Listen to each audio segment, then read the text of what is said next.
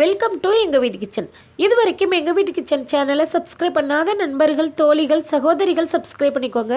பக்கத்தில் இருக்க பெல் ஐக்கானை கிளிக் பண்ணிடுங்க. அப்போ தான் நான் போடுற வீடியோஸ் உங்கள் மொபைலுக்கு வரும். நீங்கள் வந்து உடனே ஓப்பன் பண்ணி பார்க்கலாம். வாங்க கிச்சனுக்கு போகலாம். இன்றைக்கி நம்ம கிச்சனில் மட்டன், சிக்கன், வெஜிடபிள்ஸ் எதுவுமே இல்லாமல் ரொம்ப சிம்பிளாக டேஸ்டான பிரியாணி வந்து செய்ய போகிறோம். வீடியோவை வந்து ஸ்கிப் பண்ணாமல் முழுசாக பாருங்கள். இதை செய்ய ஆரம்பிச்சிடலாம் வாங்க.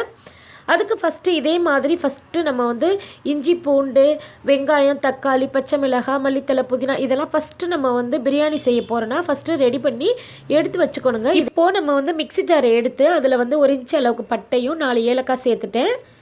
இந்த அளவுக்கு இஞ்சி சேர்த்துருங்க. ஒரு துண்டு இஞ்சி சேர்த்துட்டு ஒரு கைப்பிடி அளவுக்கு வந்து பூண்டு சேர்க்கணும். இந்த அளவுக்கு பூண்டு சேருங்க. மிக்ஸி ஜாரில் சேர்த்து இஞ்சி பூண்டை நல்லா பேஸ்ட்டாக அரைச்சி எடுத்துக்கிட்டு வந்துடலாம். இப்போ நம்ம வந்து அரிசி ஊற வைக்கணுங்க. இதில் 1 டம்ளர் அளவுக்கு வந்து நான் அரிசி எடுத்திருக்கேன். எனக்கு இது கரெக்டாக போதுமான அளவு. இதை கரெக்டாக அரை மணி நேரத்துக்கு நம்ம வந்து ஊற வைக்க போகிறோம். இது வந்து அரை மணி நேரம் ஊறினாதான் இது வந்து நல்ல பக்குவமாக நமக்கு வந்து வேகும். இதை வந்து அரை மணி நேரம் ஊற வச்சுக்கிட்டு இப்போ வந்து மசாலா தாளிக்க ஆரம்பிச்சிடலாம். 2 டேபிள் ஸ்பூன் அளவுக்கு வந்து நெய் சேர்த்துட்டேன். நெய் சேர்த்துட்டு ஒரு 4-5 டேபிள் ஸ்பூன் அளவுக்கு வந்து ரீஃபைண்ட் ஆயில் சேர்த்துடலாம். உங்களுக்கு விருப்பப்பட்டீங்கன்னா நீங்கள் வந்து நெய்யில் கூட செய்யலாம். நான் கொஞ்சமாக வந்து நெய் சேர்த்துட்டு ரீஃபைண்ட் ஆயில் சேர்த்துட்டேன். இந்த அளவுக்கு சேர்த்துட்டு ஒரு துண்டு பட்டை, ஏலக்காய், கிராம்பு போட்டு வெடிக்க விட்டுட்டு இப்போ நம்ம கட் பண்ணி வச்சுருக்கேன். நான் வந்து 3 வெங்காயம் வந்து கட் பண்ணியிருக்கேன். இதே மாதிரி நீல வாக்கில் கட் பண்ணி வச்சுருக்கேங்க. அது வந்து எண்ணெயில் சேர்த்துட்டு நல்ல பொன்னிறமாக வர்ற வரையும் நல்ல வெங்காயம் வதங்கணுங்க. பொதுவாகவே பிரியாணின்னு சொன்னாலே வெங்காயம் தான் வதங்கணும். இப்போது வெங்காயம் வதங்குறதுக்கு பிரியாணிக்கு தேவையான அளவு வந்து இப்போவே உப்பு சேர்த்துருங்க. சேர்த்துட்டு உப்பு சேர்த்ததுமே நான் டக்குன்னு வந்து வெங்காயம் வந்து நல்ல பொன்னிறமாக வதங்க ஆரம்பிச்சிடும் பாருங்கள். இப்போ நல்லா இந்த கலர் வந்ததுக்கப்புறம் கட் பண்ணி வச்சுருக்க 3 மீடியம் சைஸ் தக்காளி வந்து நான் சேர்த்துருக்கேன். இந்த அளவுக்கு குட்டி குட்டியாக 3 தக்காளி பழத்தை நீளவாக்கில் கட் பண்ணிவிட்டு சேர்த்துட்டேன். சேர்த்துட்டு காரத்துக்கு வந்து பச்சை மிளகாய் சேர்த்துருக்கேன். குழந்தைங்க இருந்தாங்கன்னா அந்த பச்சை மிளகாயை வந்து கீறி போடாதீங்க. ஃப்ளேவர் மட்டும் நமக்கு கிடச்ச போதும். அப்படியே கீறி விடாமல் முழுசாக அப்படியே போட்டுருங்க. ஃப்ளேவர் நமக்கு நல்லாயிருக்கும், பச்சை மிளகாயோடைய ஃப்ளேவர். சேர்த்துட்டு எல்லாத்தையும் நம்ம நல்லா வதக்கி விட்டுறலாம். இப்போ நம்ம வந்து இஞ்சி பூண்டு அரைச்சி ரெடியாக இருக்குங்க பாருங்கள். இந்த அளவுக்கு நல்லா அரைச்சிக்கணும். இப்போ நம்ம வந்து புதினா, மல்லித்தலை ரெடி பண்ணிடலாம். வெங்காயம், தக்காளி வதங்கிக்கிட்டு இருக்க சமயத்தில் நான் வீட்டில் வளர்த்த புதினா இலையை வந்து இந்த அளவுக்கு ஒரு கைப்பிடி அளவுக்கு பறிச்சிட்டேன். ஒரு கைப்பிடிச்ச அளவுக்கு வந்து மல்லித்தலை சேர்க்க போகிறேன். ஒரு கைப்பிடி அளவுக்கு வந்து புதினா தலை சேர்க்கலாம். இந்த அளவுக்கு நம்ம வந்து அரிசி சேர்க்குறதுக்கு இந்த அளவுக்கு மசாலா போதுமான அளவுங்க. எல்லாத்தையும் சேர்த்துட்டு நல்லா பச்சை வாசனை போகிற வரையும் இந்த மாதிரி நல்லா வதக்கி விட்டுருங்க. வதக்கி விட்டுட்டு இஞ்சி பூண்டு பேஸ்ட் வந்து நம்ம அரைச்சி வச்சுருந்தோம் இல்லையா, அதை இந்த டைமில் சேர்க்கணுங்க. இஞ்சி பூண்டு சேர்த்ததுமே கேஸை வந்து சிம்மில் வச்சுருங்க. ஏன்னா டக்குன்னு வந்து அடிப்பிடிச்சிரும். இப்போ இந்த அளவுக்கு நல்லா பச்சை வாசனை போகிற வரையும் நல்லா வதக்கி விட்டுறலாம். வதக்கி விட்டுட்டு இதுக்கு வந்து காரத்துக்கு ஒரு 1/4 டீஸ்பூன் அளவுக்கு வந்து மிளகாத்தூள் சேர்த்துருங்க. உங்கள் காரத்தை பொறுத்தளவு 1/4 டீஸ்பூன் அளவுக்கு வந்து கரம் மசாலா சேர்க்கலாம். 1/4 டீஸ்பூன் அளவுக்கு வந்து மல்லித்தூள் சேர்த்துருங்க.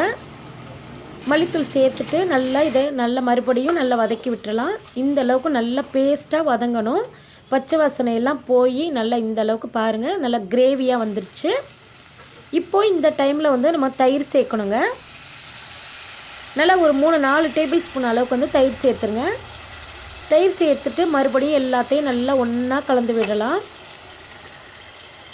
தயிர் சேர்க்கையில் கேஸை வந்து சிம்மில் வச்சுக்கிட்டே நீங்கள் வந்து இதெல்லாம் வந்து ஒன்று ஒன்றா சேர்க்கணும். நம்ம சேர்த்துருந்த மசாலாவெல்லாம் நல்லா வதங்கி பச்சை வாசனையெல்லாம் போய் இந்த அளவுக்கு வந்ததுக்கப்புறம் நம்ம வந்து தண்ணி சேர்க்கணும். கரெக்டாக 1 டம்ளர் அளவுக்கு வந்து நான் அரிசி எடுத்திருந்தேன். இதே டம்ளரில் 2 டம்ளர் அளவுக்கு வந்து தண்ணி சேர்க்கணுங்க. 1 டம்ளர் அரிசிக்கு 2 டம்ளர் அளவுக்கு வந்து தண்ணி சேர்க்கணும். இப்போது நல்லா கொதி வர ஆரம்பிச்சிருச்சுங்க பாருங்கள். இந்த அளவுக்கு நல்லா சலசலன்னு கொதிச்சதுக்கப்புறம் நம்ம வந்து ஊற வச்சுருந்தா அரிசியை வந்து சேர்க்க போகிறோம். பாருங்கள் இந்த அளவுக்கு நல்லா கொதி வந்ததுக்கப்புறம் தாங்க நம்ம வந்து அரிசி சேர்க்கணும். நான் வந்து கரெக்டாக வந்து புழுங்கல் அரிசி எடுத்திருந்தேங்க. அதனால தான் புழுங்கல் அரிசி நம்ம வீட்டில் நார்மலாக சாப்பிடக்கூடிய புழுங்கல் அரிசி தாங்க. அதனால தான் நான் வந்து அரை மணி நேரம் நல்லா ஊற வைக்கணும்னு சொல்லியிருந்தேன். அரை மணி நேரம் ஊற வச்சுருந்தா தான் புழுங்கல் அரிசி வந்து சீக்கிரமே சாஃப்டாக வேகும். அதுக்காக நம்ம வந்து அரை மணி நேரம் ஊற வச்சுருந்தோம். அரிசியை சேர்த்துட்டு இது மாதிரி நல்லா மிக்ஸ் பண்ணி விட்டுட்டு இப்போ இந்த டைமில் குக்கர் விசில் போடுறதுக்கு முன்னாடி உப்பு காரம் வந்து செக் பண்ணிக்கோங்க. அப்படி பத்தலைன்னா இந்த டைமில் போட்டு நல்லா மிக்ஸ் பண்ணி விட்டுக்கலாம். ஒரு முறை வந்து இதை வந்து நல்லா மிக்ஸ் பண்ணி விட்டுட்டு இப்போது நம்ம வந்து குக்கரை வந்து மூடி வைக்க போகிறோம். இந்த அளவுக்கு நல்லா கொதிச்சதுக்கு அப்புறம் வந்து நீங்கள் வந்து குக்கரை விசில் போடணுங்க. அவ்வளோதாங்க, சூப்பரான உதிரி உதிரியாக நமக்கு வந்து வீட்டில் வந்து பிரியாணி பண்ணிட்டோம். சிக்கன், மட்டன், வெஜிடபிள்ஸ் எதுவுமே சேர்க்காமல் நல்ல உதிரி உதிரியான கல்யாண வீட்டில் சாப்பிட்ட அதே டேஸ்ட்டுங்க. இதே அளவுகளோடு நீங்களும் ஒரு முறை செஞ்சு சாப்பிட்டு பாருங்கள். நம்ம வீட்டில் நார்மலாக சாப்பிடக்கூடிய புழுங்கல் அரிசியில் செஞ்சால் நல்லா இருக்குமா அப்படிங்கிற டவுட் எல்லாருக்குமே இருக்குங்க. நல்லா இருக்குங்க. அதனால தான் நான் வந்து அரை மணி நேரத்துக்கு அரிசியை ஊற வைக்க சொன்னேன். அரிசி ஊறுச்சுன்னா நம்ம எப்போவுமே பிரியாணிக்கு அரிசி வாங்குறோம்ல, அந்த அளவுக்கு நல்ல சாஃப்ட்னஸ் வந்துருங்க.